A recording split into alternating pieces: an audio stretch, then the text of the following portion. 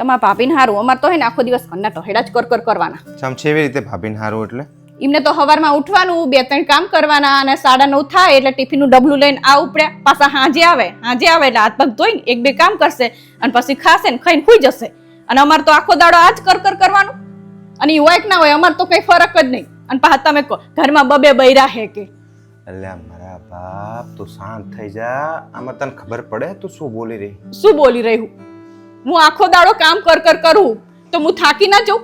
અને તમને તું હાવણી અહીં બેસ, ઘડી કઈ બેસ. ભાભી ક્યાં જાય? નોકરી કરવા.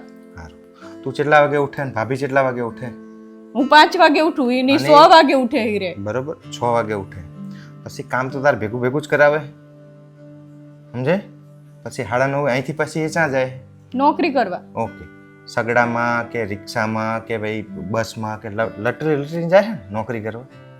પછી અહીંયા જવાનું, પછી સ્કૂલમાં કામ કરવાનું, પછી હુવા પામે હીરે. તું કલાક વહેલી ઉઠે પણ ભાભી સ્કૂલમાં કામ કરતા હોય તું અહીં બપોર 3 કલાક હુઈ નહીં જતી? 12:30 તું વાસણ ઉટકી રહે ખાઈને, પછી હુઈ જાય કે નહીં 3-4 વાગ્યા સુધી? હા, હુઈ જવું. તો ભાભીને હુવા પામે કોઈ દાડો? આજે આઈને તને ખોટું ના લાગે ને એટલે થાકેલા હોય ને તો એક આઈને કામ કરે કરાવે થોડું. હજુ પછી તારે તાર પપ્પાના ઘરે જવું હોય, તાર મમ્મીના ઘરે જવું હોય તો તાર કોઈને પૂછવા જવાનું ખરું? કોઈ રજા લેવાની ખરી કે કોઈ સાહેબ રજા હે કે આપો મને રજા કાહે તે? ના. તું તારી ચાહે તાણે ઈચ્છા હોય તાણે તું જતી રહે. અને એમને તો છેક વેકેશનની રાહ જોવાની કે વેકેશન પડે તાણે જઈએ, કાં તો શનિ રવિ ગોઠવવું પડે, બધું એડજસ્ટમેન્ટ કરવું પડે. થાય ને તું તારા સંતાનો હંગાત તું આરામથી આખો દાડો રમે.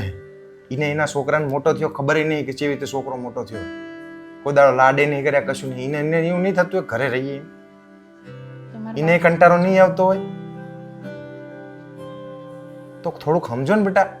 એ એનું કામ કરે, તું તારું કામ કર, બે રાજી રહો, એક ઘરમાં રહેવાનું. આમાં શું છે? અને એ કમાવા જાય.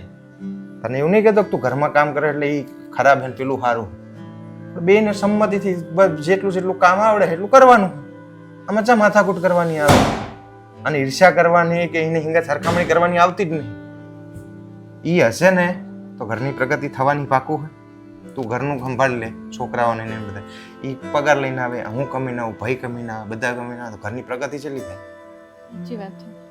હવે નહીં કહું એવું, બસ હવે ગુસ્સો નહીં કરું ને પ્રેમથી કામ કરીશ. સમજણ પડી તમે કીધું ને એટલે મને આમ થોડું મગજમાં ઉતર્યું.